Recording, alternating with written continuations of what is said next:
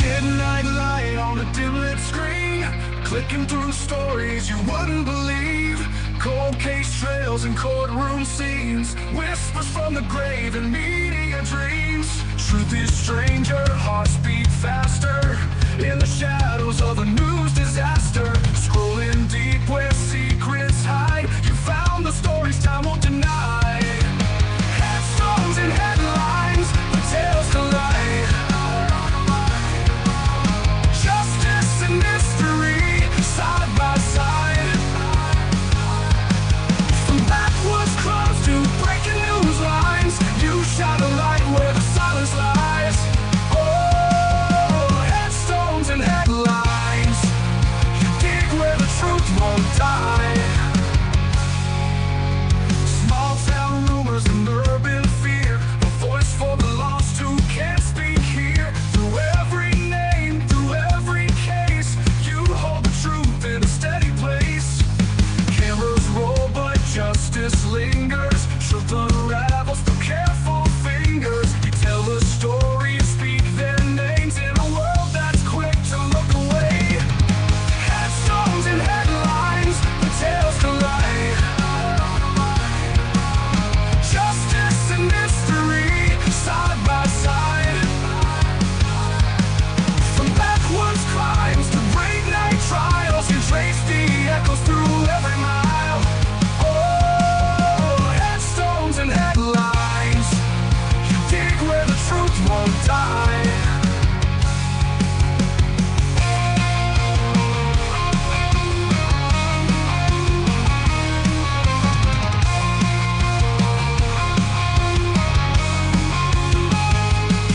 Some run from the dark, you walk right in with a question and a camera lens. It's not just a crime, it's the lives they led. The voice is still talking from the books unread. Headstones and headlines, the veil is thin. Truth gets louder when you begin. With every view, with every line, you bring the forgotten back to life. Oh, headstones and headlines, you dig where the truth won't die. Yeah, headstones and headlines, you tell the stories that time can't hide.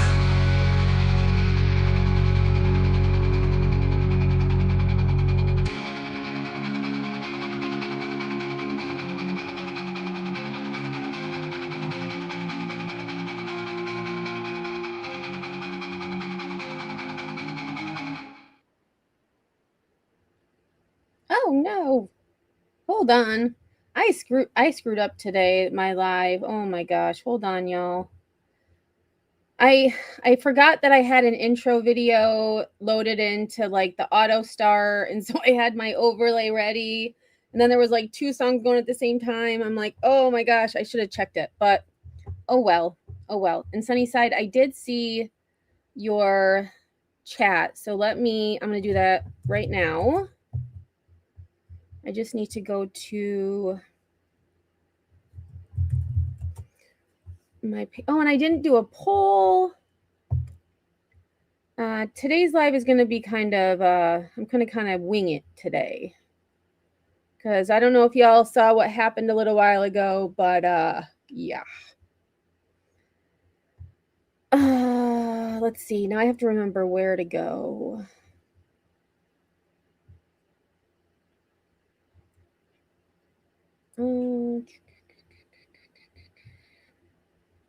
Oh, you know what? It's in my... Hold on. I know how to get it easier.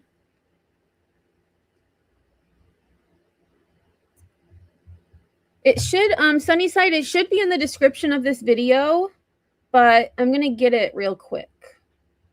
There it is. Okay. Copy. Paste. There we go. So there is the membership link for Sunnyside. If anyone else would like to become a member, feel free. It's not required. But I do have a lot of my older content on members only because when I first started this channel, I mostly reviewed Bullhorn Betty. And when, things changed significantly, I had privated all of the videos related to Bullhorn Betty. I have slowly been putting, the majority of them are on members only, but I have made a few of them public. So you may get notifications that I posted something new. It's not new, it's just stuff that has been on private for a really long time. But as we have learned as of late, at least in some respects, what happened in the past is important, especially when defending oneself. So yeah. And I will say I will continue to defend myself when things are claimed or said about me. So if people don't like me defending myself, I'm sorry, but if someone's going to come and rain on my parade, I'm going to rain on theirs. With receipts when possible. So with that, TLC was first. Thanks for being here. Sunnyside, Popcorn, Nanny, thanks for being here. Lunatic. Thanks, Sunnyside. You're so sweet. Let me get back to... There it is, way up there. Oh, I can't... they should make it where you can heart when someone becomes a member, but I do appreciate that, Sunnyside. Welcome to the Stoners again. Oh, you figured it out. Well, it was at the same time I dropped the link, so I guess it worked out. Salty Mom, thanks for being here. Lily, I think I said hi, but if I didn't, hi again. I'm telling you. Oh my gosh.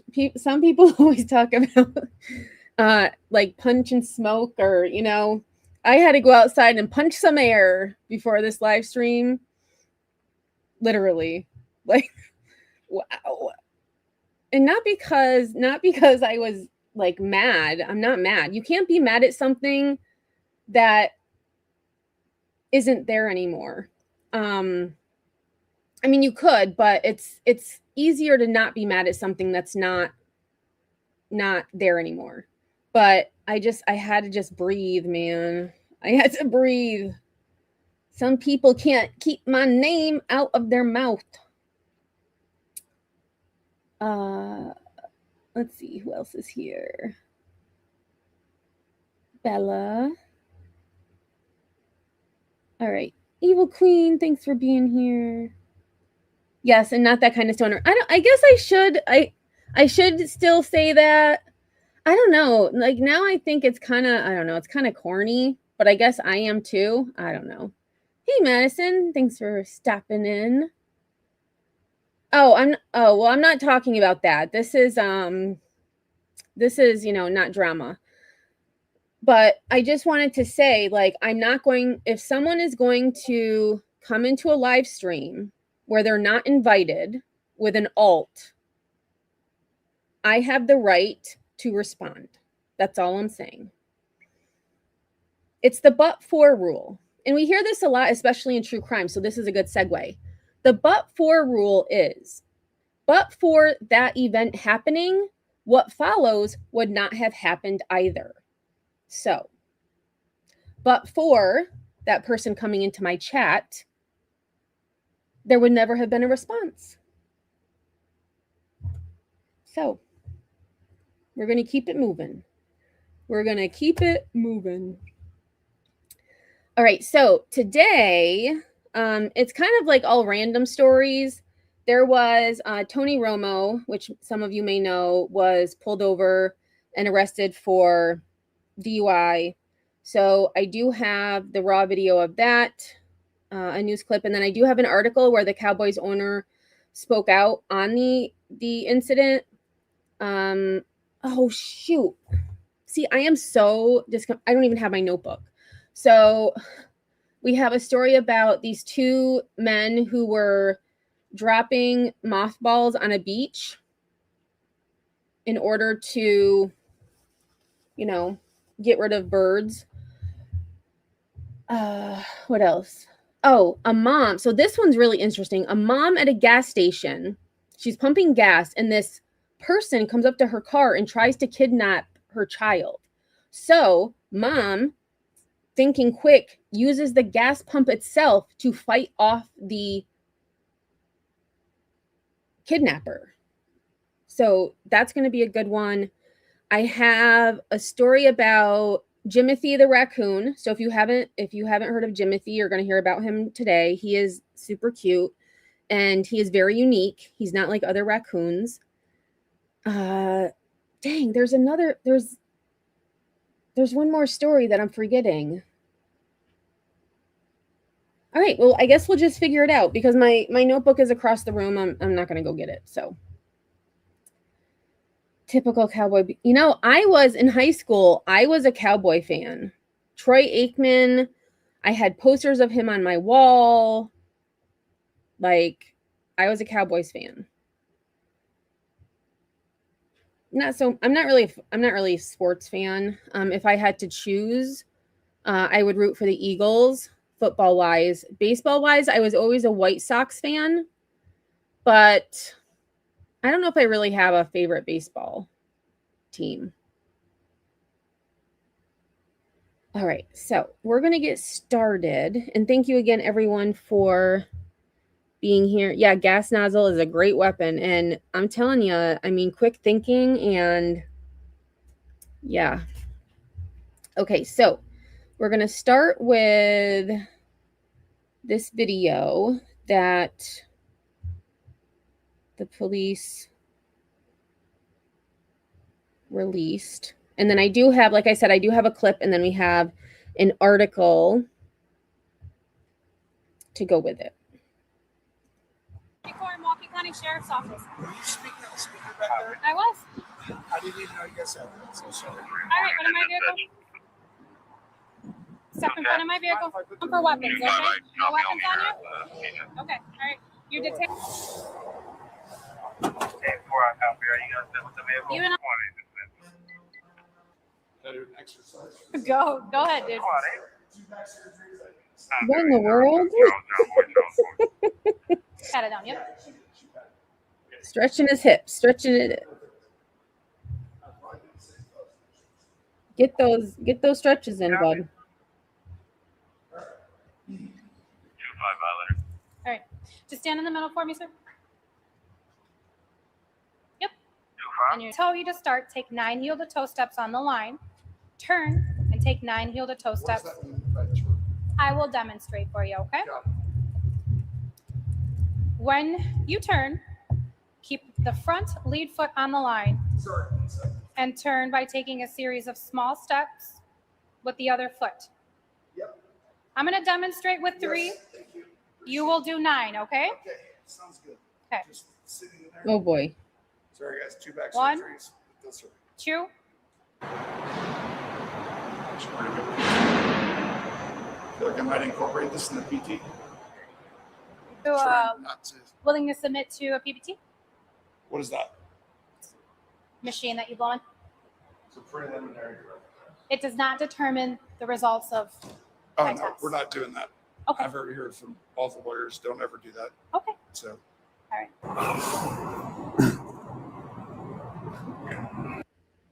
All right, so short and sweet. So let me get back over to this screen. And then this is just a news clip that has, it shows some of the, oh, come on, Emmy, what are you doing?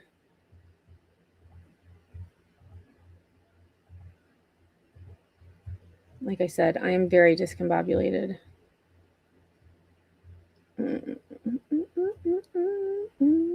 Oh, that was the other story. I have 2 stories, but this story is the one I couldn't remember. This road rage incident, holy crap. This driver was driving backwards in order to try to get this other car. It was insanity. Hey, Marie, thanks for being here. Salty Mom says, went from a Steelers fan to Detroit Lions fan. Okay. Yanni never cared for Tony Romo. Yeah, I agree, Lily. Drink and smoke at home. Don't drive. I have no mercy for DUI. I've been hit twice by drunks. That's awful. Yeah, I mean, there's no reason for it, especially now with like Uber, and there's other ways to get home. Lunatic says I'll forgive him his gameplay. Yeah, Lunatic, maybe just go outside and punch air. It actually worked. You know, just act like you're trying to punch a bug or something so it doesn't look so crazy. Yeah, I don't either, Evil Queen. Nope. Anyone impaired, like, there's no excuse. Hey, Pooks, thanks for being here. And anyone else I may have missed, thanks so much for being here. I do appreciate it. Okay. All right, new body cam video shows CBS's top NFL analyst getting pulled over by police on suspicion of operating under the influence. Here's that moment. Where are you coming from? The golf course. And I'm going to meet Grandma and Grandpa. All right, how many drinks have you had?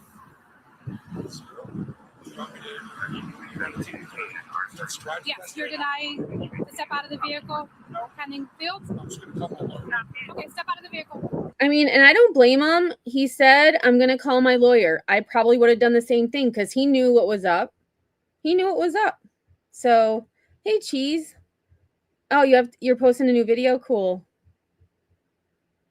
Oh, Evil Queen, you missed. We're not going to get into it now, but you missed a lot.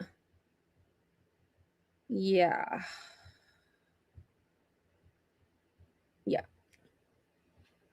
Nanny says Packers have the best looking head coach, Matty LaFleur. Oh, I'm sorry, Lily. I was in 2 serious accidents. The first accident wasn't my fault. I was 17 and I was behind 2 cars. The first car was waiting to turn left, and so I was the 3rd car in the row, and in my rear view I saw this car coming and I knew she wasn't going to stop. So I saw her hit the back of me. So I went into the car in front of me. Thankfully I wasn't seriously hurt. Like I obviously had a whiplash. So it was a 30-mile-an-hour zone, and I believe she was going 50. She was going 50 something in a 30 when she hit me. And turns out she was the judge's wife. And years later, I bumped into her. I think it was either at the post office or I don't know, it was somewhere. I bumped into her and she's like, I think you'd like to know that I ride a bicycle now. I'm like, okay, lady.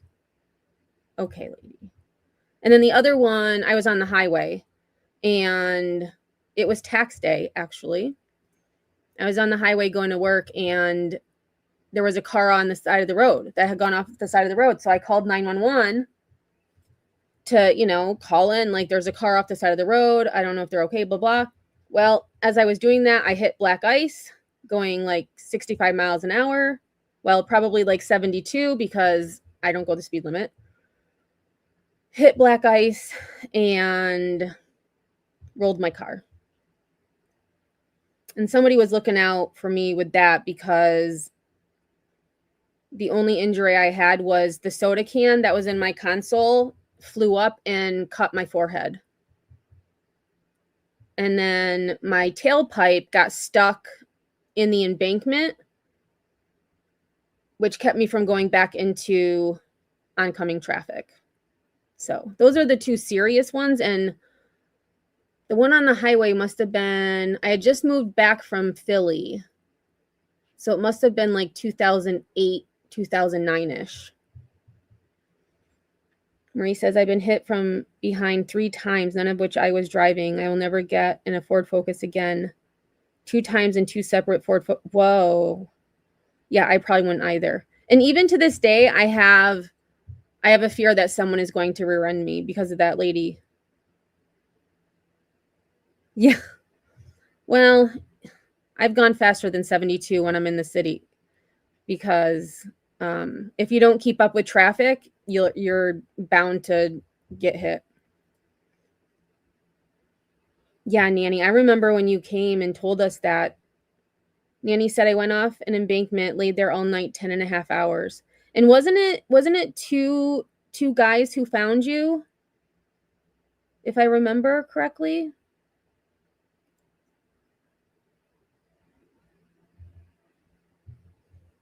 Nope, step out of the vehicle. So that's former Dallas Cowboys quarterback Tony Romo late last week in Milwaukee during a traffic stop. The officer told Romo she pulled him over for unsafe passing on the right and cutting across a marked area. A later video shows Romo at a nearby police station taking several field sobriety tests and then asking this question. Did I pass this test? You turn around. No, I didn't. Huh? Can I use my phone real quick? Because there's a plane taking off. You're My under parents are arrest there. for Okay. operating while under the influence, okay? Romo's arrest. You know, and here's the thing too, like if he was going to pick up his parents at the airport, like he said, you shouldn't have been drinking. I mean, you shouldn't have been in the first place, but if you're going to have your parents in the car, you should definitely not be drinking either. And he says 17 surgeries. Yeah, and a man on his four-wheeler. Thank goodness he was, you know, there.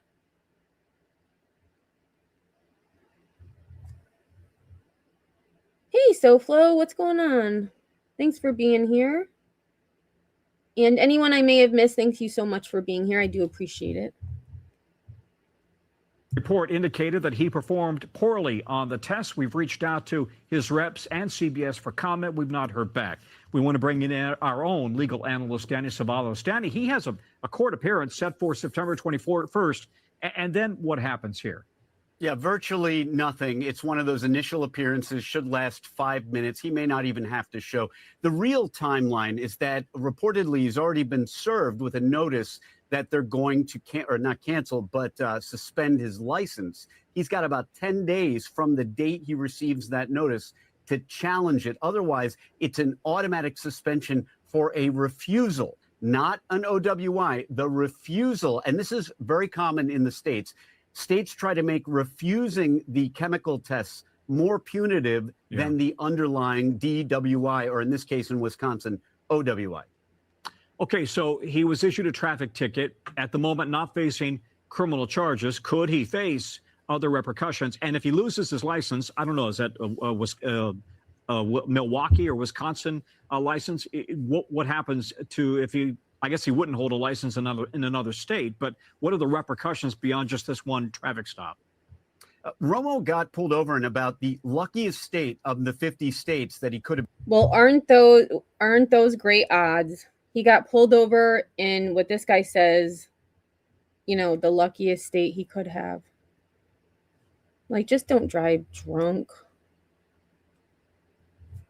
Been pulled over in because Wisconsin probably criminalizes, I shouldn't even say criminalizes, it barely criminalizes OWI. Certainly first offenses and refusals are not criminal charges. They are essentially civil forfeitures. They are the least criminal of OWI, DWI crimes, arguably in the Like when he was stretching, like that is the funniest thing. Entire country. So he is lucky there, but... Oh, really, Lily? Refusal is automatic suspension in my state. I'm going to have to look at New York. But he's also got to contend with that automatic refusal. And many states do this. If you refuse, they will almost automatically suspend your license because you already consented by virtue of having a driver's license to submit to a breath test. And you know what? And so I just looked it up. New York is the same.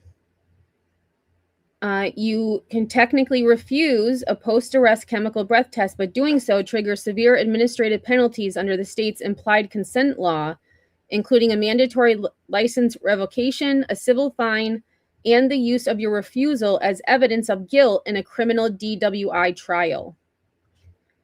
And in New York, first offense for a refusal, 1 year driver's license revocation and a $500 civil fine. And then if you repeat that, 18-month driver's license revocation and a $750 civil fine.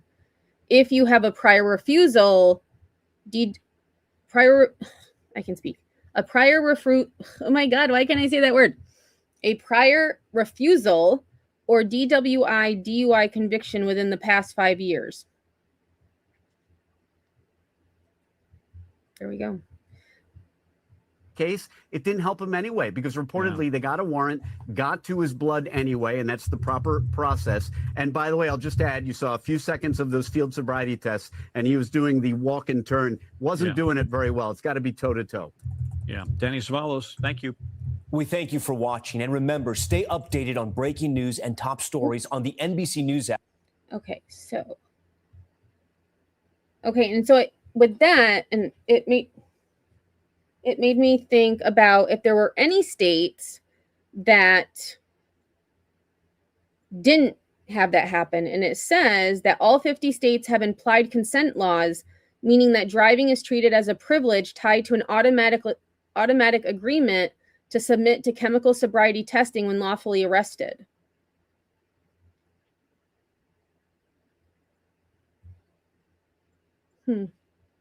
Interesting. Okay, so I do have an article that I wanted to read.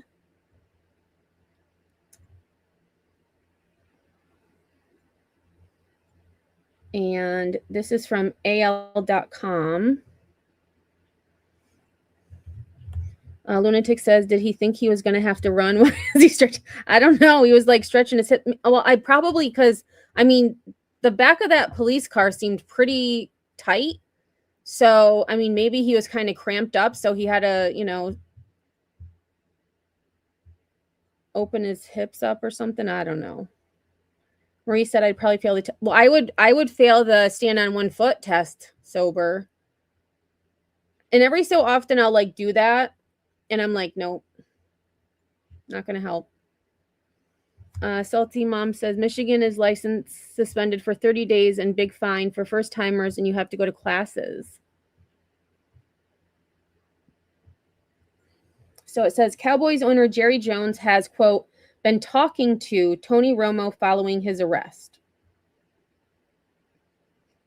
Dallas Cowboys owner Jerry Jones has spoken with former Cowboy star Tony Romo after Romo was arrested on suspicion of operating a vehicle while under the influence last month.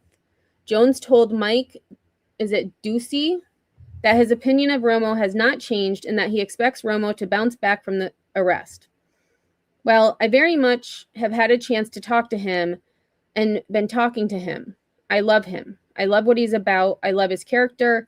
I love his love of sport. And he's a very, very unique talent. And the real question is, and I don't even have to ask what the answer is, do you think Tony Romo knows how to get up when he gets knocked down? Are you kidding? I can't read the rest. I could read it earlier.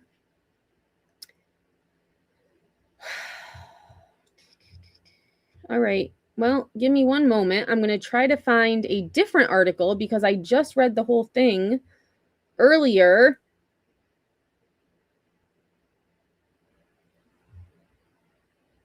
Let's see. Okay, so here's another one about Jerry Jones. So let's see if this one should let me read it because it's from NBC Sports.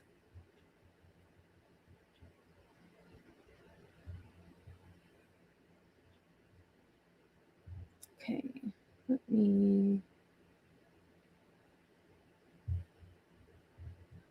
Yep, okay, so let me share this. All right, so it says, if CBS is going to move on from Tony Romo, Jerry Jones could try to stop it. Wow, that writing is small.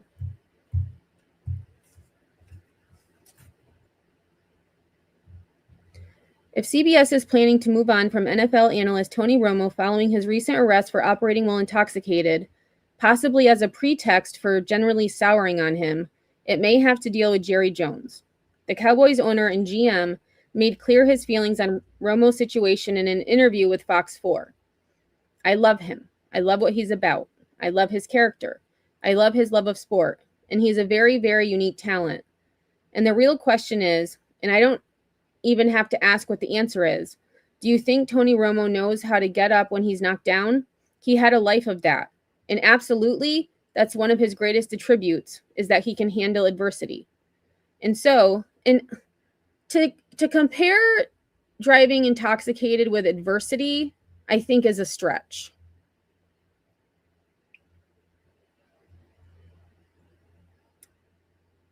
He is a unique talent. His vision was just mesmerizing when he was a player, but he sees things and can articulate it so instantly. He'd walk out under center at our practice, and the defense would have 12 people out there, and it'd take him about a second to say, "Coach, we got 12 guys out here. Get one of them off on the deal." He just sees it, and then he goes, he has that skill.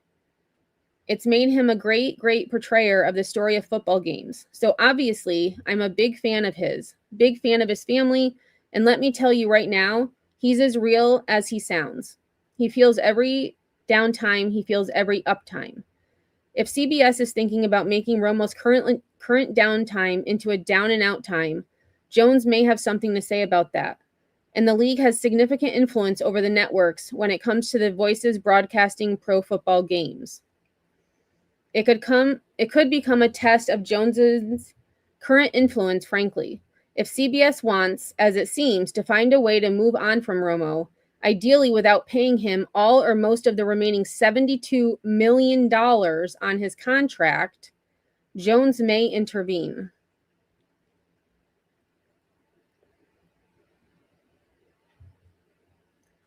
Jones still runs the Cowboys because he owns them. How much juice does Jones still have in league-wide matters? That could become the subplot to Paramount versus Romo. And frankly, Jones may have already lost round one if, as it appears, it was CBS's decision to put Romo on leave, quote, until further notice. Let's see, where does this take me? Okay, so let's read about that. So it says, come on. CBS places Tony Romo on leave until further notice.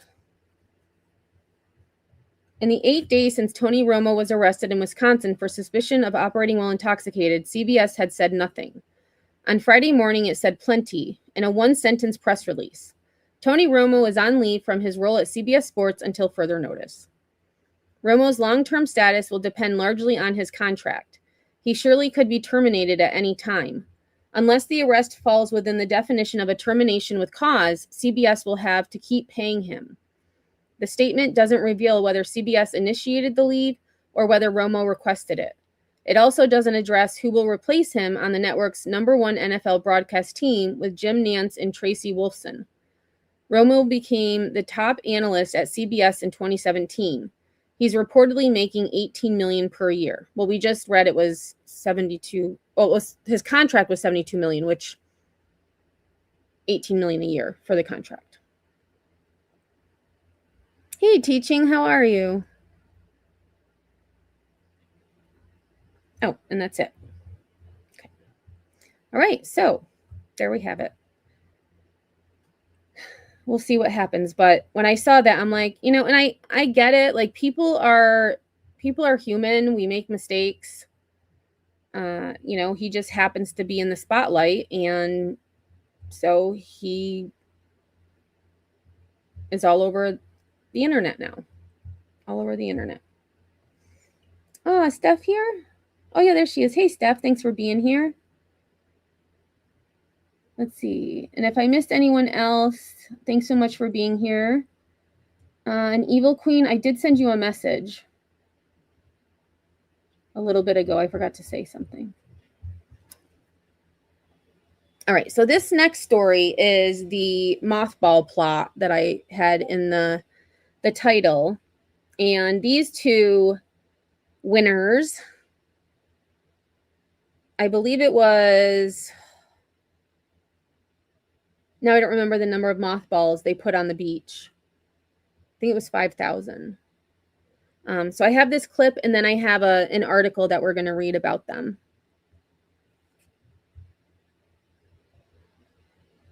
Oops, wrong screen. 11. Two St. Pete Beach business owners are under arrest tonight, accused of targeting a critical seabird nesting area. State wildlife officers say 1,500 mothballs were scattered near the Plaza Hotel back in April. That's just before imperiled black skimmers were expected to nest. Fox 13's Jennifer Veglis explains the evidence FWC laid out today. It was a jarring case from the start, but even more surprising. The owner of the Plaza Hotel and the hotel's beach bar are both accused of being behind it, claiming the black skimmers were hurting business. You know, so do they do this every year and this is just the year they ended up getting caught? Like maybe not have a beach hotel if you don't like the wildlife that habitat it. Just outside the Voted #1 beach destination in America. Well, that may not be true anymore.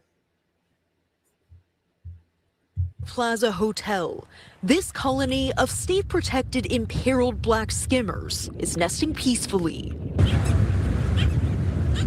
But Lisa Reich, Audubon bird steward and CEO of the Coastal Wildlife Advocacy Group, says it was a close call when in April, 2 mornings in a row, volunteers found a total of 1,500 mothballs 1,500 scattered near this known nesting area, just 1 week before the birds were expected to arrive. And everybody went out there and collected hundreds and thousands of mothballs. For months, FWC investigators pieced together what happened using surveillance video, receipts, text messages, and cell phone data that linked the owner of the Plaza Hotel. I forgot I wasn't on YouTube. And it doesn't look like any of these beachgoers are bothered by the birds. The birds are just hanging out. And, you know, what about other birds or other animals? Like, I assume they've been doing this for years because I don't think you just do it 1 year. Right. It's the birds' territory. We're just borrowing it. That linked the owner of the Plaza Hotel, Robert Cezanne, to a $60 purchase of mothballs at a Walmart. Incriminating text messages between Mr. Cezanne and a second individual indicated they did not want the birds nesting behind the hotel, and they were going to do something to prevent that from happening. That second suspect is Chris Monroe, owner of Chris's beachside bar located at the plaza. Cell phone tower data placed him at the same location as Mr. Cezanne on both nights prior to the mothballs appearing on the beach. FWC Captain Matthew Della Rosa read one text exchange, but and here's the thing, they thought it was affecting business. Well, what are you going to do now? Pretty sure your business isn't going to be booming after this. Yeah, mothballs are toxic. Yanni says, I had that used to smell like mothballs. Oh gosh. It would get on her clothes from the closet. Yeah, and I remember as a kid, you know, when we would pack clothes away because we would put them in the basement, we would put mothballs in them. But I don't ever use mothballs anymore. I think too, like the stuff that we store it in, I think is probably better. I don't know. You can't get away with anything anymore. Well, I mean, they should have known better, you know, like cell phone data, surveillance. Between the two men. I'll read it verbatim, said, quote, "Why didn't you tell me we lose $25,000 to $50,000? And that's in reference to these birds being on the beach. The FWC says Pinellas beaches are home to 10% of the estimated 6,800 black skimmers in Florida. And it doesn't look like they do anything. Are they like pesky? I don't know, black skimmers. Are they pesky like seagulls? You know, like seagulls can be a nuisance. Like they look like they're just chilling. They don't look like they're bothersome. And disruptions like this could be detrimental, delaying breeding season. So then you run into potential larger storms at the end of our hurricane season that can wipe out a colony if those young birds haven't fledged yet. Reich says these arrests send a clear message. Those who target Florida's wildlife will be held accountable. But she says the biggest victory is the one happening right here on the beach. But every year we have a colony, and I can say that the colony this year has been successful. We reached out to the Plaza Hotel for a comment, but we have not heard back. In St. Pete Beach, Jennifer Baglis, Fox 13 News. Yeah, I don't know. I've never seen a black skimmer. Let me look them up.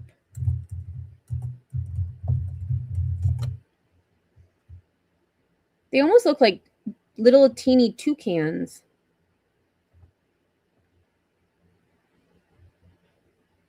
Okay, so let me add this. This is from Cornell. So black skimmer identification. Like their beak reminds me of a toucan. Oh, if you eat at a beach, you might get droppings. It's nature. And some people say it's good luck. So, well, maybe not in your food, but hey, citizen, thanks for being here. All right, so breeding adult. Long-winged coastal water bird, black above and white below with a bicolored bill, often flaps with its wings held above its body. The upper bill is shorter than the lower bill. Note the long body and short red-orange legs. They are little. Look at how short they are. They're so cute. They are cute.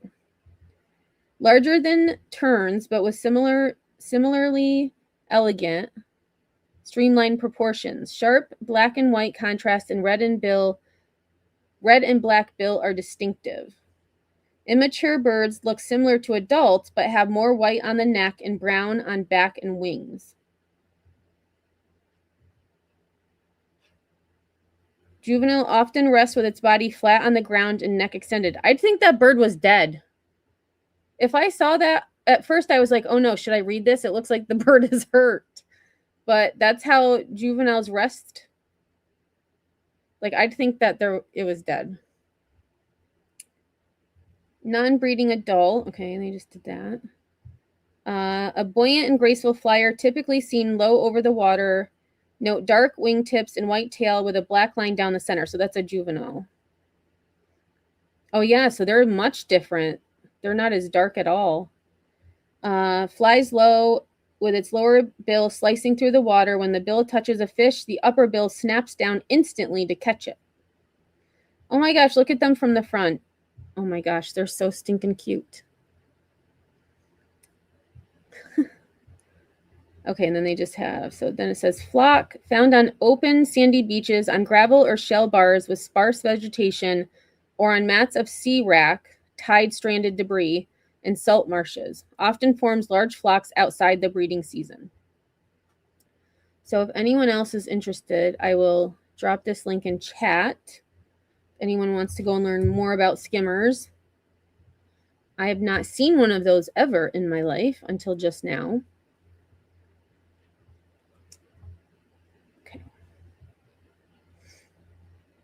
So I do have an article that goes along with this.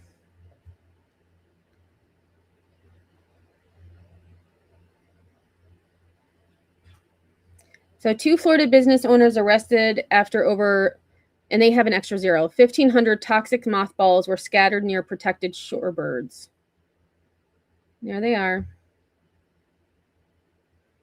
Yeah, Marie, seagulls are nosy and like to beg for food. I actually did a short about a seagull a few years back.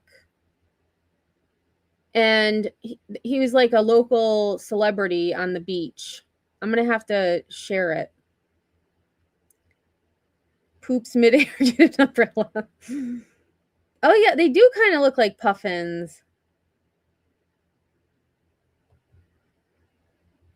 2 Florida beachfront business owners have been arrested on charges following accusations that they scattered over 1,500 toxic mothballs across the sand to keep protected shorebirds from nesting there. Robert, I'm not going to even try, 47, and Christopher Monroe, 52, were taken into custody on the morning of Wednesday, July 29th, each facing a felony charge of, quote, commercial littering and a misdemeanor charge of attempted take of a state-listed imperiled species by harassment, according to the Tampa Bay Times. The arrest followed a months-long investigation. Florida Fish and Wildlife Conservation Committee, FWC, investigators received a report on April 20th of about 1,000 mothballs strewn across St. Pete Beach, Florida, behind the Plaza Beach Hotel.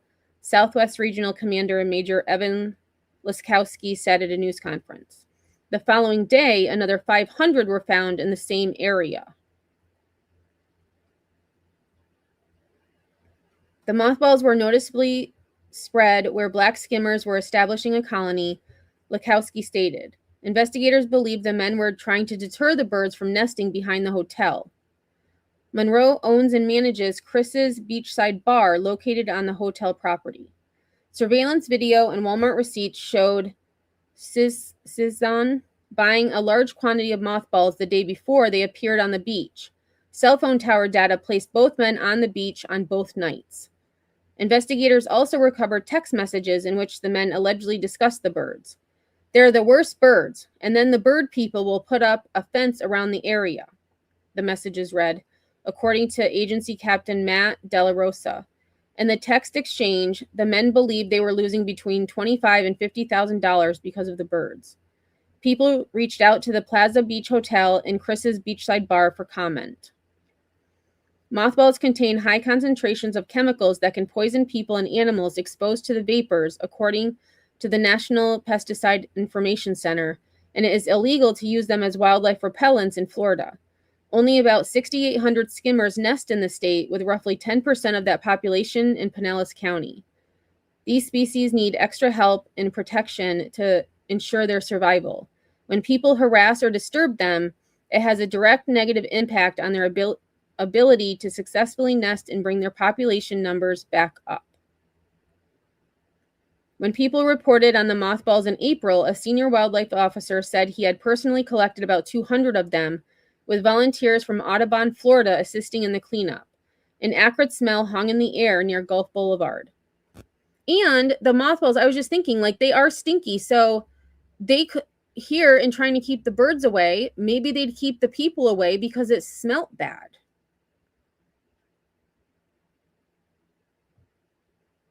News of the arrest drew swift backlash online, with more than a dozen people leaving one-star reviews for both businesses, with one person writing, "Place smells like mothballs." Well, they wouldn't be lying. They wouldn't be lying.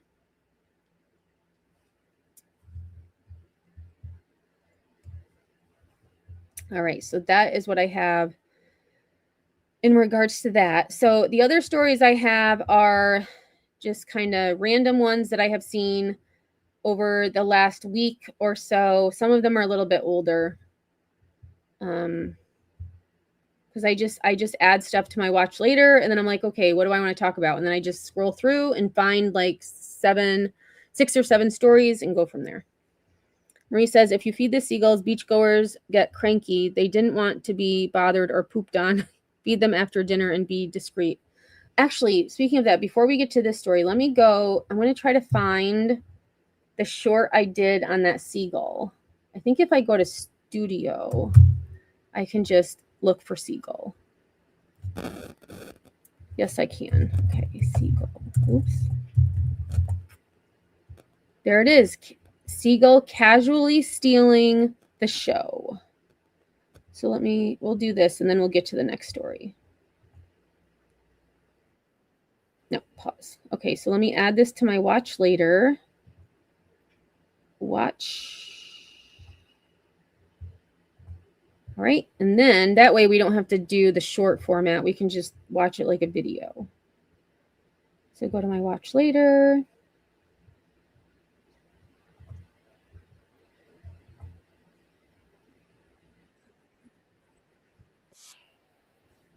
Oh, and this is in Maine. Okay, so share this instead.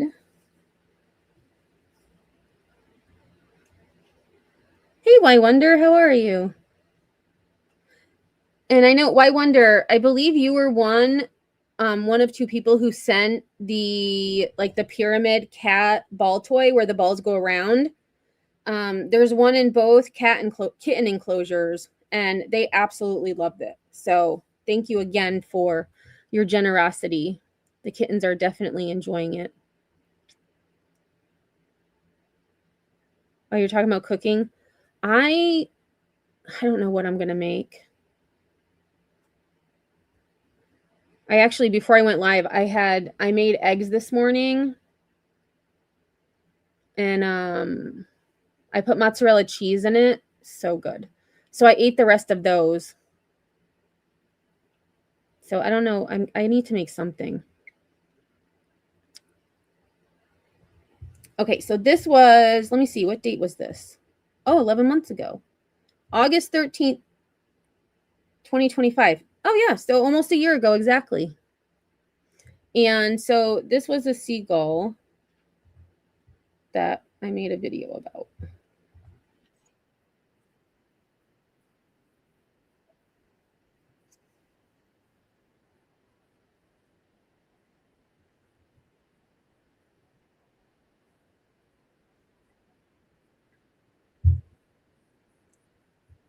Cecil, I forgot his name. Cecil the seagull by the seashore. Try saying that 10 times fast.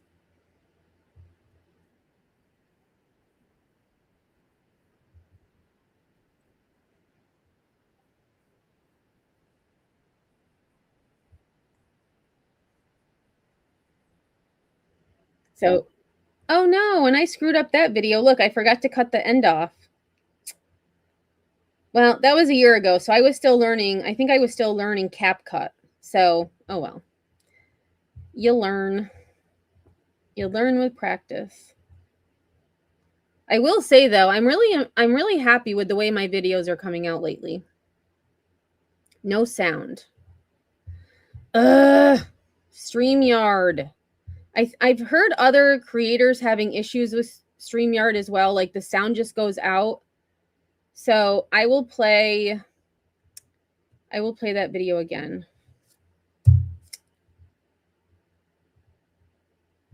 Like, it's done it every single live stream for the past few days. It's really annoying. Okay, so let me go to my watch later list again. Watch later.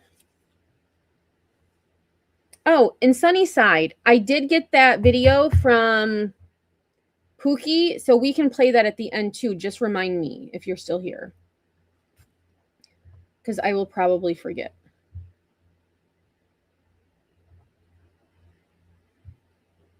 Okay, so let's try this again, shall we? Share screen, seagull.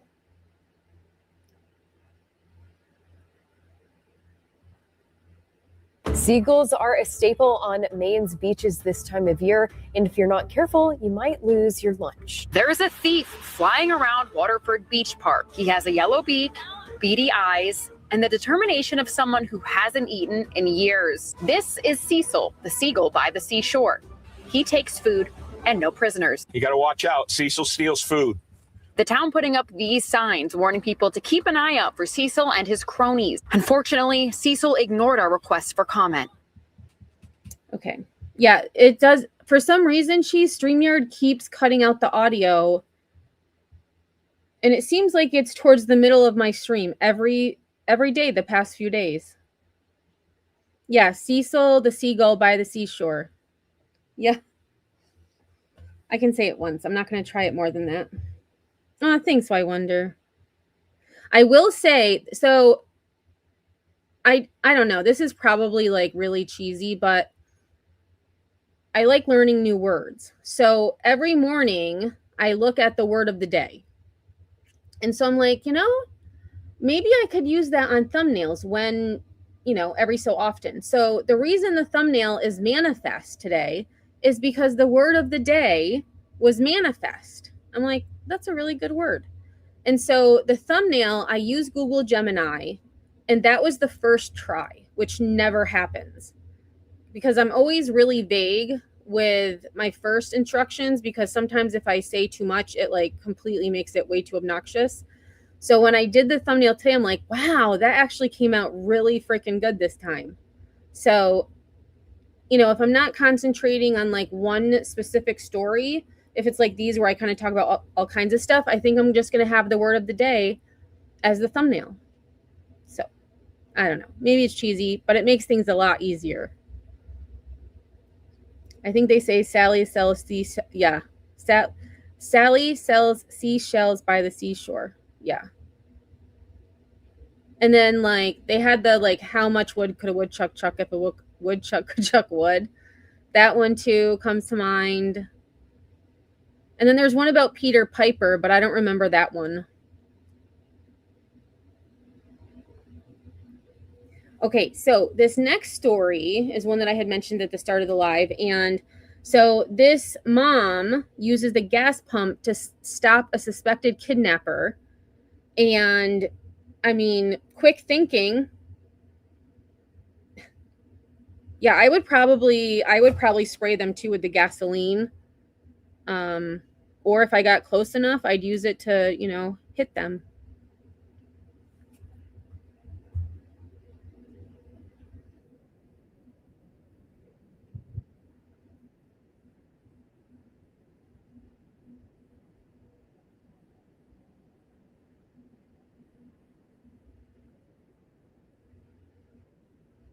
Can you imagine? And to me, it seems like it could be like a domestic incident, because what person in their right mind, well, they're not in their right mind, but what person would just go up to someone at a gas station and try to steal their child?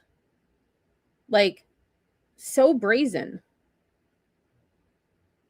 Actually, let me rewind that. We're going to watch that again.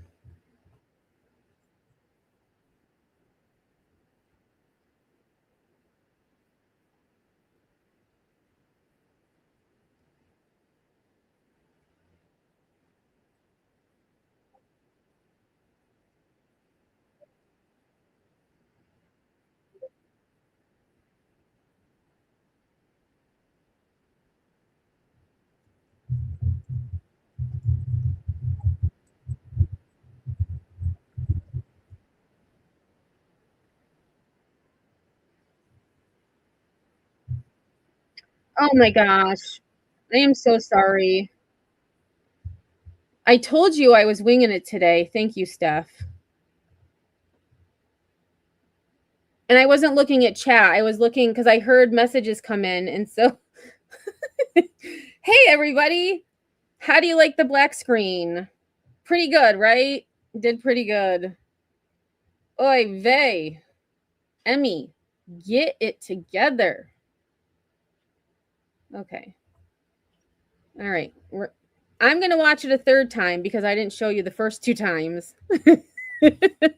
Right, Steph? I'm enjoying it all by myself. I'm like giving a whole play-by-play, and you're like, what the heck is she talking about? Oh my God. 1 second.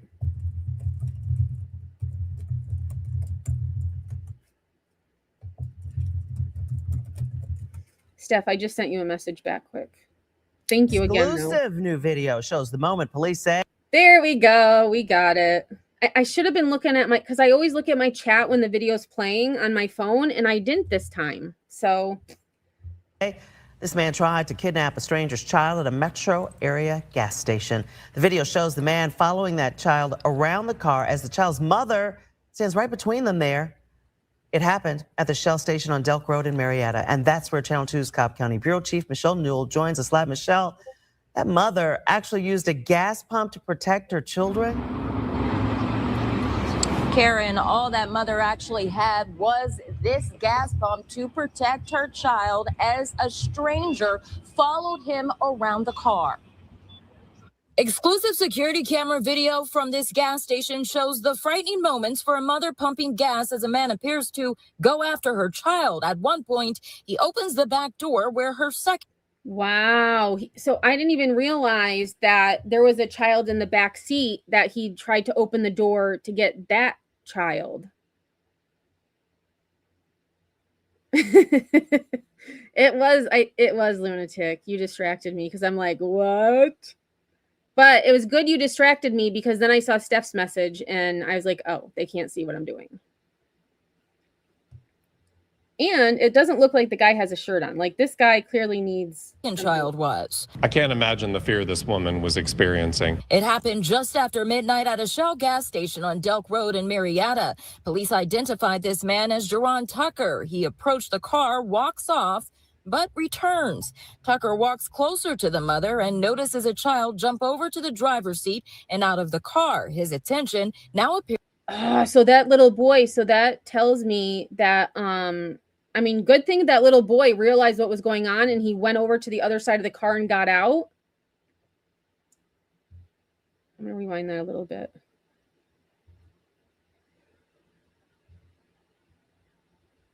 Gas station on Delk Road in Marietta. Police identified this man as Jerron Tucker. He approached the car, walks off, but returns. Tucker walks closer to the mother and notices a child jump over to the Like, what in the world? Like, he's lurking and then he comes back. The mom's like, what the hell? And then he like tries to open the door, and then the kid, like you said, quick thinking, smart kid, goes out the driver's side. Driver's seat and out of the car. His attention now appears to be on the child. At that moment, there's no telling what could have happened. The mother uses a gas pump as a weapon, giving her son time to safely get back into the car. Two witnesses jump in to help. The actions of the mother and everyone on the scene, their ability to remain calm under pressure and push him. Thank goodness that that man didn't have a weapon. SG, oh my gosh, I was just thinking about you. I just mentioned you the other day. I hadn't seen you in a while. Oh, I'm so sorry. I hope you feel better very soon. We miss you. I miss you. I was reading off a few people the other day that I hadn't seen in a while. And one person that actually came up too, when I was watching one of my older videos, was K-Braze. I haven't seen K-Braze in a long time. Yeah, Cheese, that's what I was thinking too. Like, it just seems, I don't know. It's too specific.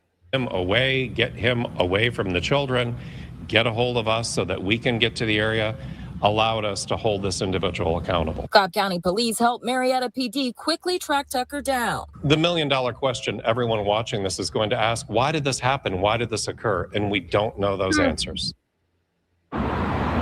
Police say Tucker drove off before they caught him, and when they caught up to him, they found a THC vape in his car. I actually spoke with the manager of this gas station, who told me he's had to kick Tucker off this property multiple times.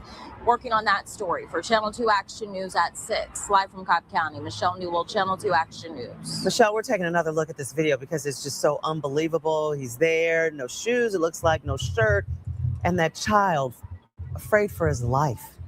Please be careful. You got to lock those doors at the gas stations for sure. Thank you so much. That is wild to me. Yeah, and I mean, it sucks, but got to lock the door. Like, I mean, I don't think about locking the doors. Like, sometimes I'm like, oh gosh, what if, somebody goes into my driver's side and I'm, pumping gas on the other side.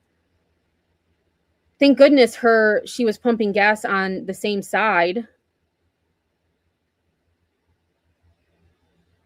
Yeah, it does sound mental. Like he was just having a crisis. Yeah, see, I never have my key in my pocket. I just leave it in the car.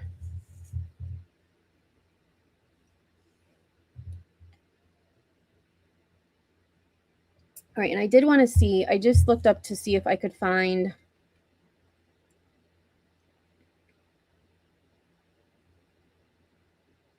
I don't think there'd be an update, but it does say that he remains in the Cobb County Jail on charges that include attempted kidnapping.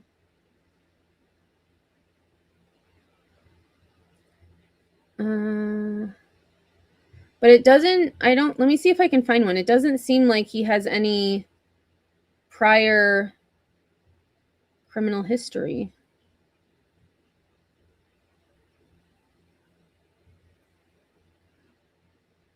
Yeah, no update besides what we just heard.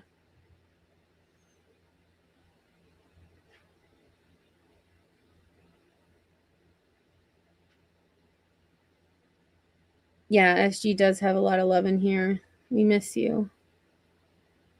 But I'm so glad you stopped in. That made my day. Okay, so we're going to move on. So the next one I think is the road rage one. Yes, this one is insane. This is insane. And I mean, when you see it, when I saw it, I was like, how is this man able to drive so well backwards? It's like he's done this before. See you, Salty Mom. Have a good one. Thanks for being here. Okay, so this is a road rage incident. So it says wild road rage chase caught on camera in Oregon. So these people had a dash cam and a rear cam. So it caught not only what was happening in the front, but also the back of their car. And this is scary shit. And they drove right to a police station. Thankfully, they got there safely. And people are crazy. Oh my God, this guy's crazy. I said it too. He's crazy. Like, look, he's driving backwards trying to get to this other car. And he's driving in reverse right now, trying to follow me in reverse. Tonight, new video capturing an Oregon couple's drive. And he's driving pretty well backwards. Turn nightmare. Hi, I have a disturbance that someone's following me. I don't know. He seems like he has a weapon or something. The couple's dash cam capturing the stunning moment Sunday as a driver aggressively cuts them off, leading to a frightening chase. Look what the f is he doing? Driving in reverse? He's driving in reverse with me. Police say 29-year-old Armand Hastings intentionally swerved into oncoming traffic. I mean, what in the world, buddy? Hey, I am Tabear. How are you? Yeah, he's determined. That's for sure. I mean, and his mugshot, he has a suit on. Yanni says, I have a backup screen. Yeah, I have a backup screen. So I'm trying to think. I always had a dash cam for the past several years, but then that was getting older. So I decided to get a dash cam and a rear cam. And the rear cam has actually come in pretty helpful because some people like to ride your ass when you're driving. And if something ever happens, I have it on camera. Yeah, attempted deleting. Lily, you saw this? Yeah, it's wild.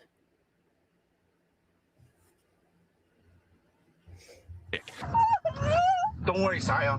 I got Dashcam then shows Hastings' vehicle backing up down the road, tracking the couple in reverse for more than a mile. For more than a mile, he drove backwards. Like, why not just make a U-turn? This street is pretty wide. You don't even have to do a 3-point turn. You could just do a U-turn. Oh, hang on a second. So, give me one second. I gotta shut the blind. Holy crap, that sun just got super bright. Hold on one second.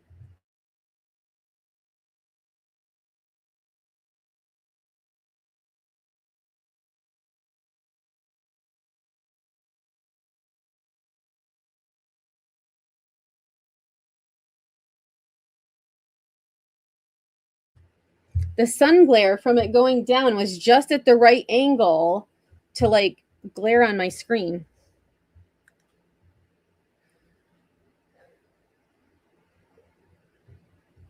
As they tried to escape, it isn't clear what led to the incident. Concerned Hastings was reaching for a firearm, the couple drove straight to the Beaverton, Oregon Police Department, where officers were waiting. You're under arrest. Step out of the car.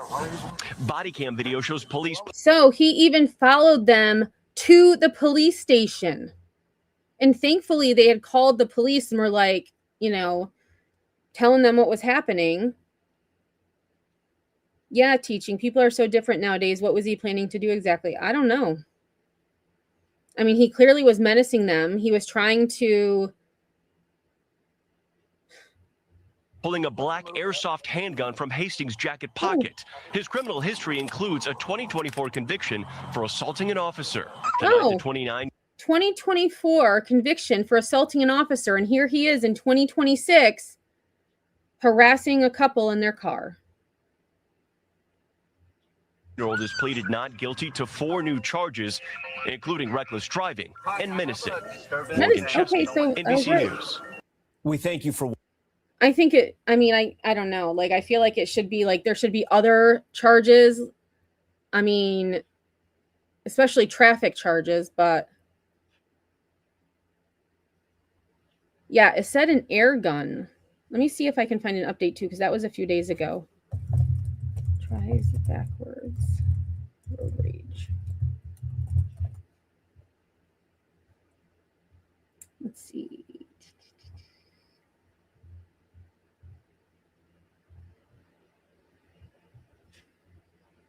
Oh yeah, see, a lot of the bigger outlets are just starting to pick this story up. Let's see if I can read this one. This is from Oregon. Northwest.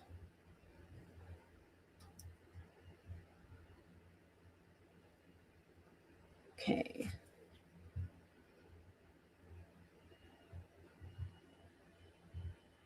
So it says a Beaverton man was arrested Sunday after police say he chased another driver through South Beaverton in a road rage confrontation, driving in reverse for over a mile and reaching toward his jacket that caused the victim to believe he was armed. Police say they later found an airsoft handgun in the jacket. Armin K. Hastings, 29, is formally charged with menacing, driving recklessly, and reckless endangerment. The incident was caught on the other driver's front and rear cameras. Beaverton police released the following information with the camera video. On Sunday, July 26, 2026, at approximately 7:25 a.m., Beaverton police officers responded to a road rage incident in South Beaverton. The investigation determined that Armin K. Hastings, 29, of Beaverton, allegedly drove recklessly while pursuing another motorist following a road rage confrontation. During the incident, Hastings entered oncoming lanes of traffic, intentionally cut off the victim's vehicle, and at one point drove in reverse for over a mile while continuing to pursue the victim. The victim, who was in the vehicle with his wife, reported that Hastings repeatedly reached toward his coat in a manner that caused the victim to believe he was reaching for a firearm. Fearing for their safety, the victim drove directly to the Beaverton Police Department. Officers quickly located Hastings and took him into custody without incident. During the arrest, officers found a black airsoft handgun in Hastings' jacket pocket. Hastings was arrested and lodged that's a good word, lodged at the Washington County Jail on charges of reckless driving and menacing. The incident was captured on the victim's dash camera and rear-facing camera. The Beaverton Police Department is releasing portions of that video to demonstrate the dangers associated with aggressive and reckless driving. If you witnessed this incident or have more information about similar incidents involving Hastings, please call Beaverton Police Department at 503-629-0111. So, Mr. Hastings clearly was having a bad day. He was clearly having a bad day. Yeah, lodged. I've never seen an article say it was like, it's like he chose to stay there. He was lodged there.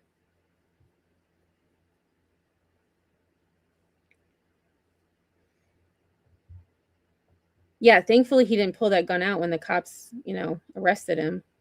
But so scared. And over what? Like, they didn't say, although maybe the other car didn't do anything. He was just, for whatever reason, he got pissed off and said, I'm going to just drive in reverse to chase these people.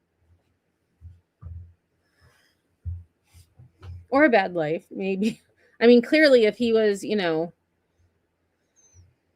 Okay, so the rest of the stories I have are like, I mean, those stories were not terrible, but they weren't great. This one I saw this morning. So after a man's car went into Schuylkill River, he meets a woman who rescued him. And I know I pronounced that wrong. Even though I lived in Philly, I can never pronounce Schuylkill right. So this is a good one.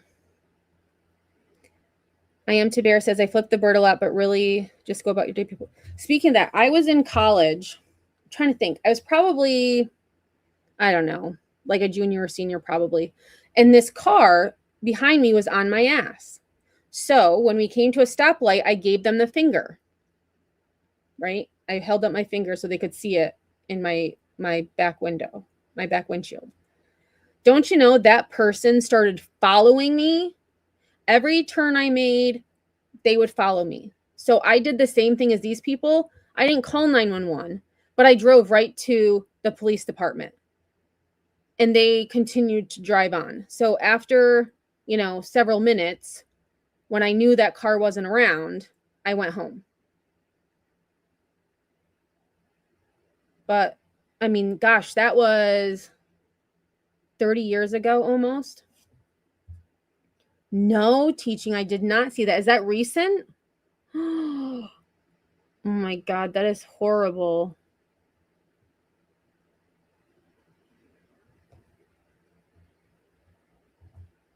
Definitely follow up on stories that touch the heart, and this one Holy crap, that's scary. This is scary. certainly does. A man crashed his car into the river while experiencing an emergency. A woman who just happened to be at a nearby boathouse jumps in to help. Liz Crawford brought the two of them and a witness together for this heartwarming reunion. It was a moment they both so desperately wanted to happen. Thank you. Two strangers from two different walks of life first met here 3 weeks ago along Philadelphia's Schuylkill River.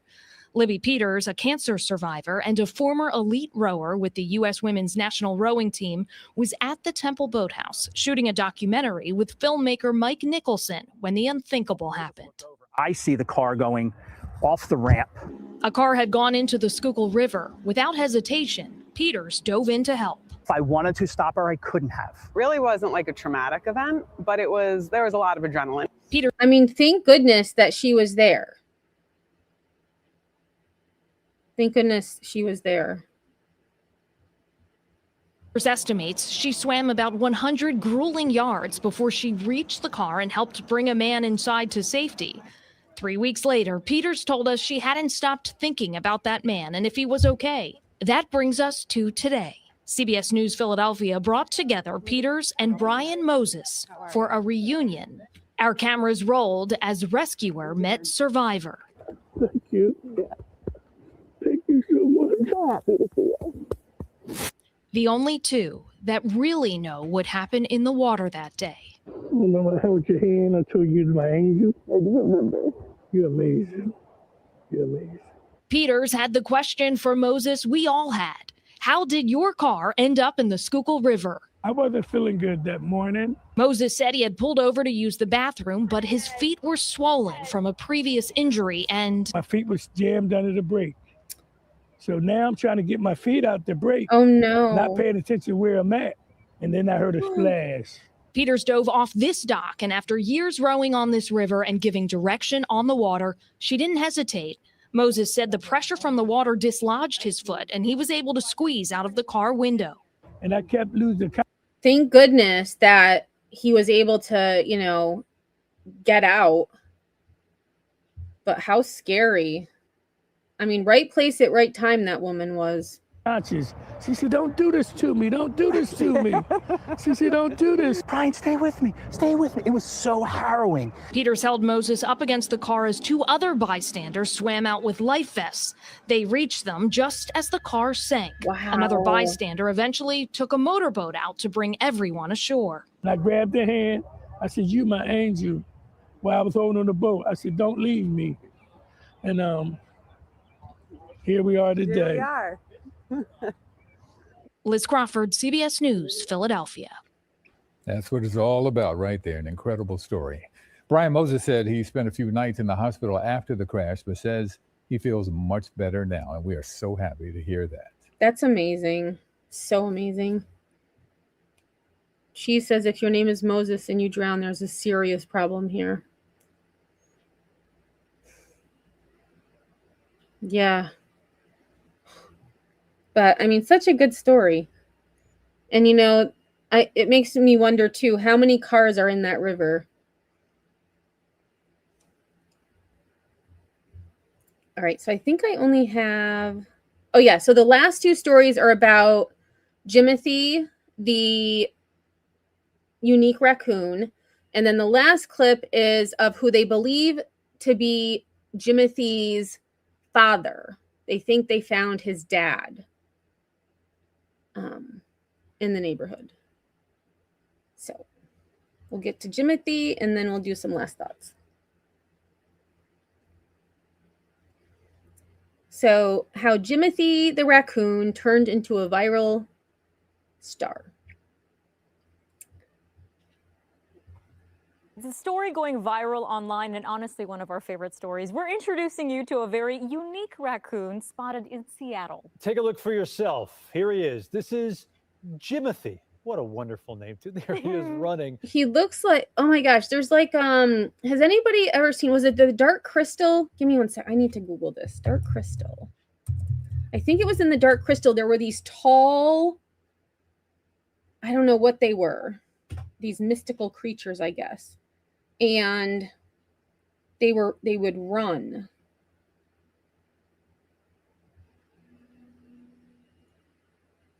And I'm probably not going to be able to find it because I don't know what they're called. But they were like birds, but they had really long legs. Does anybody remember that? Oh, here they are right here. Let me open this, and I don't know what they're called, but the way he runs reminds me of these characters from the Dark Crystal. Hey, Green, what's going on? Jimothy, someone couldn't agree on a name. But that's like the way he runs, it reminds me of these creatures in the Dark Crystal. Which, thinking back, watching the Dark Crystal as a kid, I mean, it's a lot. And if you haven't seen the Dark Crystal, definitely watch it. It's a great movie. But I mean, as a kid, I mean, I guess I wasn't scared when there was one scene in the Dark Crystal that I feel like shouldn't have been in a kids movie. Like it was a lot. But okay, let's get back to Jimothy. Okay, well, a little goofy looking. This tiny little creature has created an internet frenzy, garnering more than 5 million views and thousands of comments on Instagram. What a cute little raccoon there. Seattle resident Kiana Hall filmed the raccoon earlier this week when she thought she spotted a cat under a car. I would say that I was seeing some kind of gray, fluffy creature that was shaped sort of like an orb with really long legs. Almost looks to me like a monkey or a lemur. I guess other neighbors had seen him in the past, but this was my first time seeing him, and I'm the one who named him Jimothy. we literally just saw him and was like, he looks like a Jimothy. What a perfect name, an orb with legs. Listen, the raccoon likely has short spine syndrome. It's a rare condition that shortens the spine and limits mobility. Seems to be moving fine. Local animal experts say Jimothy appears to be functioning well and is shockingly spry. He's an internet favorite. We love Jimothy. Just scurrying across the yard. Yeah. And what a name, He's too. a cutie.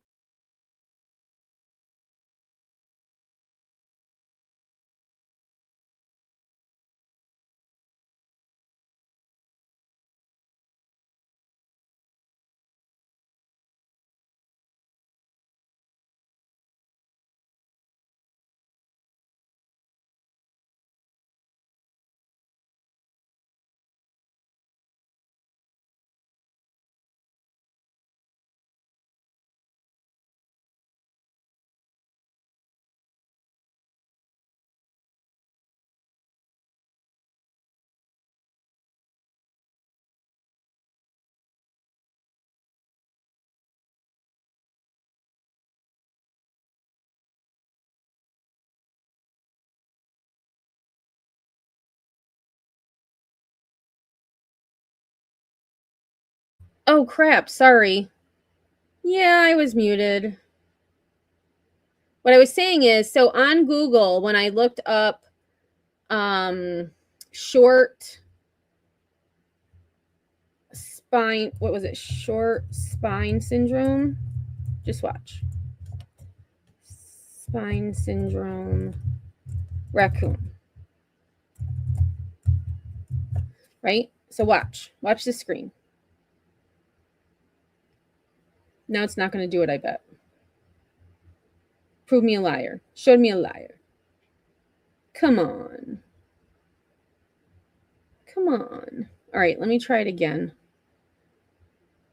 All right, hold on.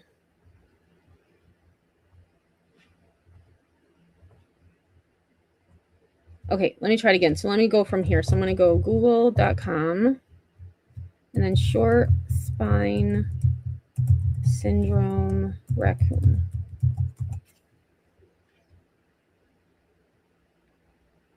What the heck? It's not doing it now. A little raccoon like ran across the screen. And it was like the same as Jimothy, like it had the short spine syndrome, and now it's not doing it. Oh, there it is. Okay, so I'm not a liar. Apparently you have to click on the... Oh, look, he came back. Oh my God. There he goes. There he goes. That is so funny.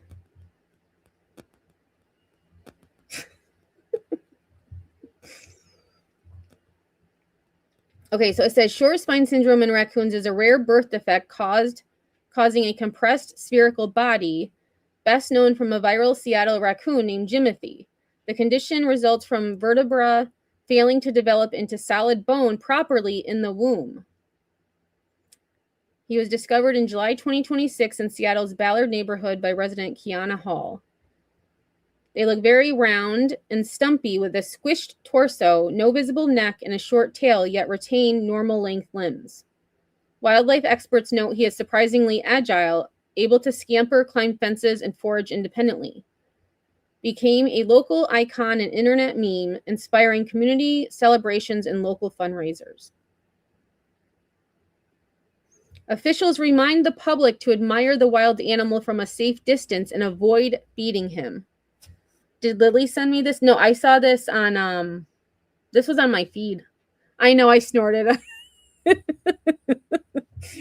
Oh my God. I don't snort very often, but there we go. There we go. Okay, so speaking of, apparently they have now possibly had a sighting of Jimothy's dad, who is named Danny DeVito.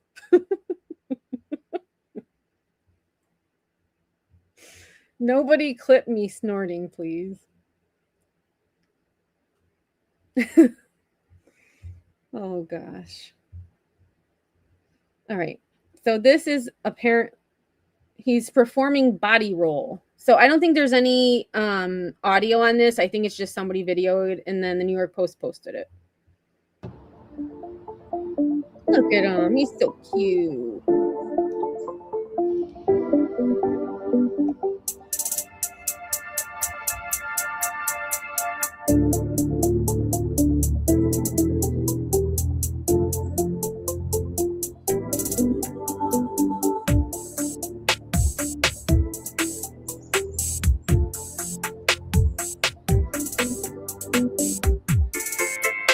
Look at him. Oh my gosh. It's just like, it's like ninja moves. He like rolls and then he's like, he gets up real quick, like, what's going on? Okay. Let me rewind that a little because that was really cute. Here he goes.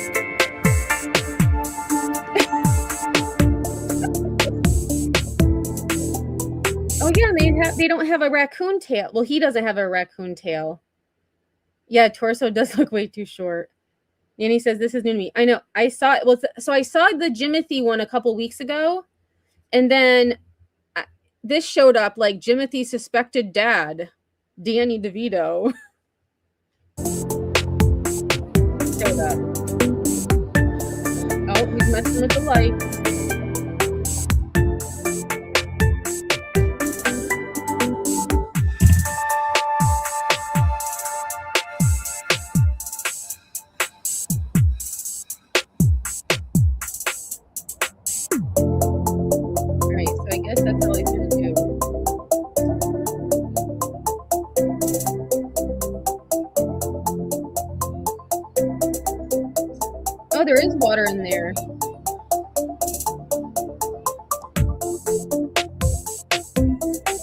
I would do the same thing. I would probably have a cat dish, like a bowl with cat food in it. I'd have the water.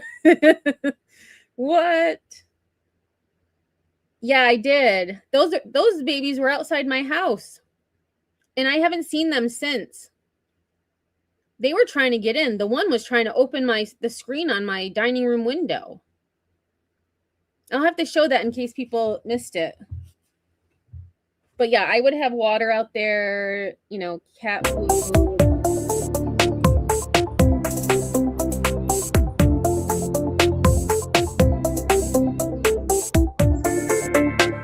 He's so sweet. Okay, now he's boring. Let me go back. I want to see that body roll again because that was hilarious.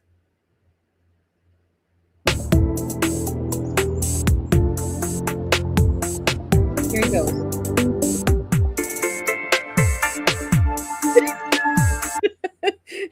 It's like an action hero. And then he like hops. All right. One more time.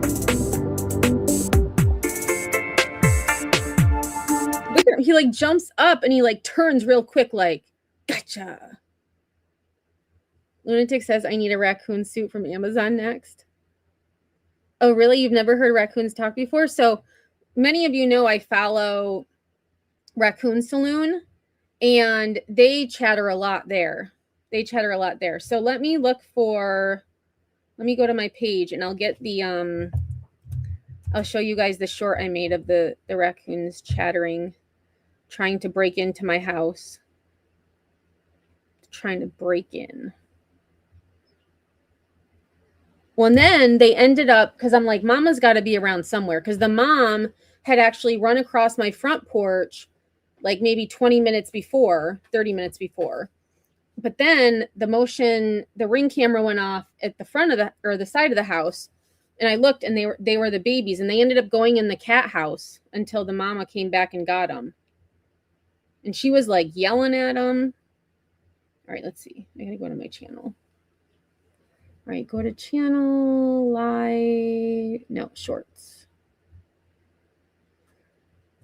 There they are. Okay, let me add this. Oh, for crying out loud. Like you click on a short you want to play and it doesn't go to the short you want. Here it is. Okay. All right, add to watch later. Why? Oh, here. Watch later. All right, so let me go over here.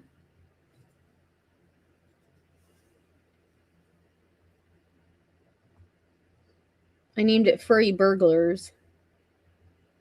They were so freaking cute. Okay.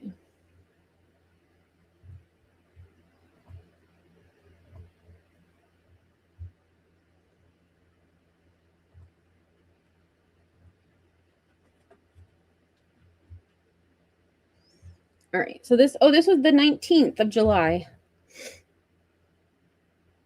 Yeah, Cheese, I heard that. He's an international champion, he said. Yeah, they were trying to break in. They were trying to get the cat food. Ah, Lunatic, yes. I don't remember that character from Kung Fu Panda, but I need to be implemented immediately. Okay, here we go. Look, this one. This one's like committed. Like he's really trying to get in my window. This one is just kind of like doo-doo-doo. All right, let me go into a little, because then they chatter.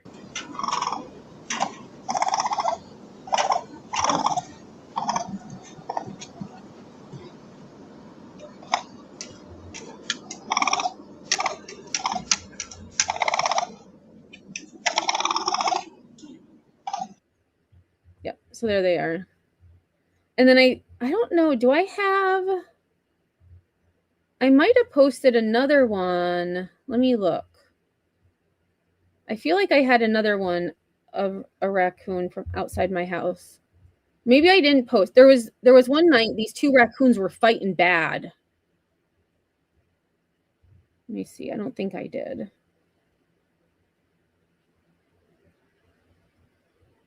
But if you haven't checked out Raccoon Saloon, definitely check that out.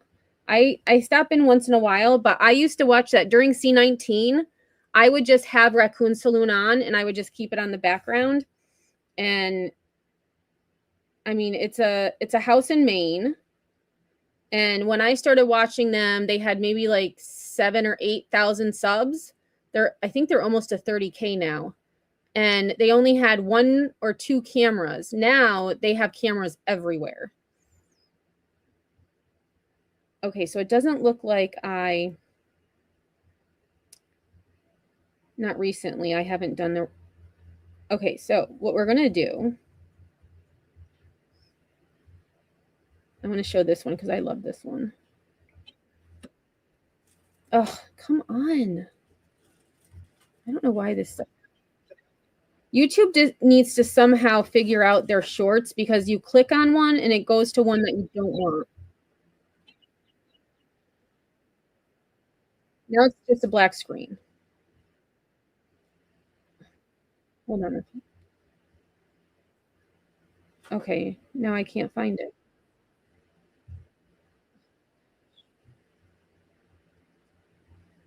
Oh, and I forgot I put my one dash cam video up on there. Okay, I think we got it. This is insane. YouTube. Like, it goes to a short from like way ahead of what I had. Like, I click on it, it's all black, and then it skips to one that I don't. Oh, here it is. Okay. Finally, I got it. Okay, so this one, I just love watching this. It just makes me smile.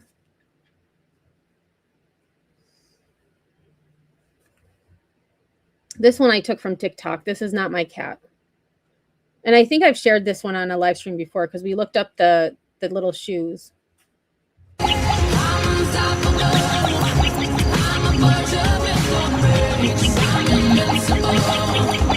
at that little guy. He's so cute. He's probably like 3 to 4 weeks old, this little guy. Oh my god. All right. We're going to watch it once more.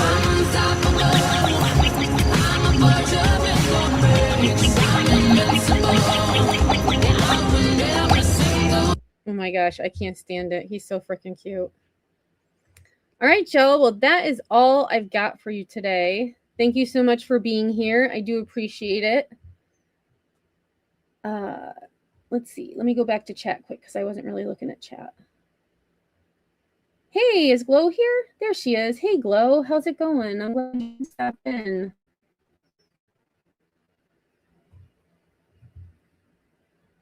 Yeah, Jimothy is like Jim and Timothy, I would think. Lunatic says, I always wanted to see real bears. I'm in Oklahoma. We have them. I just never seen them. There's, my dad asked me the other day, he's like, do you have bear spray? I said, no, but I have mace. He's like, well, there's been a lot of bear sightings around here, so make sure you carry it with you, you know, especially when I go to cemeteries to look up, you know, to work on genealogy stuff. And I'm like, well, I tend not to carry my mace around while I'm walking around the cemetery, but I probably should. And then I do have, well, and he's like, well, you should get a bear whistle then. I was like, okay. But there's been a lot of sightings around here. Usually, you know, they're up north where there's more woods and stuff. All right. Lunatic says, I watched a bunch of bird feeding ones during C19. Yeah, there's one, it's called Critter Cam. I haven't watched that one in a while, but that one's cool. They have deer, raccoons, they have possums that come. And they have, you know, during the day, it's like squirrels and you know, they're boring. But the nighttime one is really cool. Oh, geez, I'm sorry. Glow says, we had a bear who was getting into all of restaurant dumpsters and then attempted to get inside. Oh, no. SG, you're welcome. You're always welcome here. All right. Porcupine.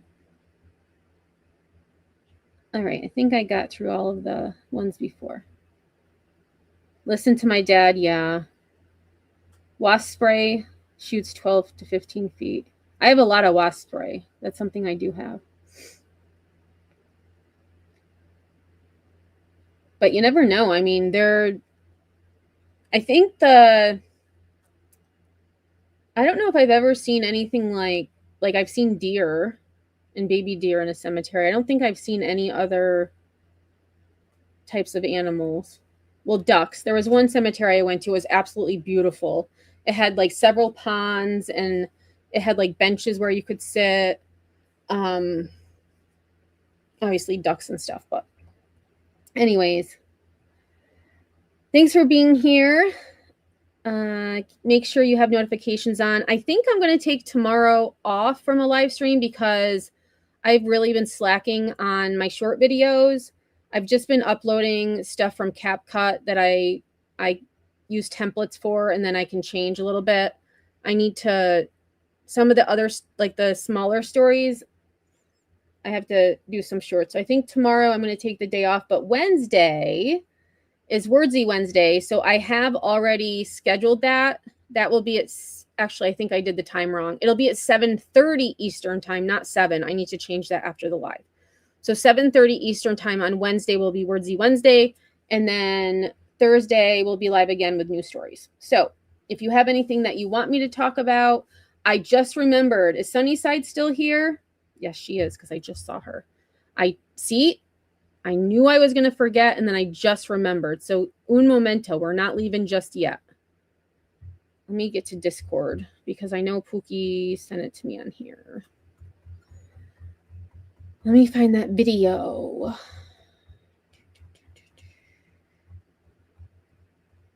Nope, that's not it. Wow, Pookie and I talk a lot. Here it is. All right, copy link. Go to YouTube. Okay, so yesterday, Sunnyside had talked about a video with a pit bull and a vole.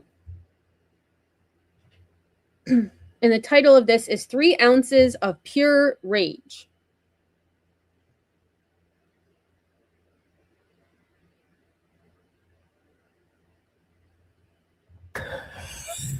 It's mad. Look at how little it is. He's gonna get you.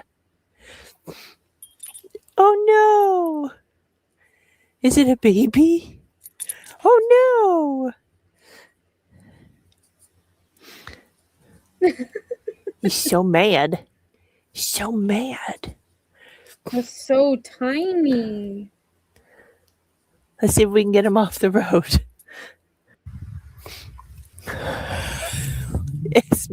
Oh, and then it started over. That's so cute. So, thank you for sharing this, Sunnyside. That was super cute. Super cute.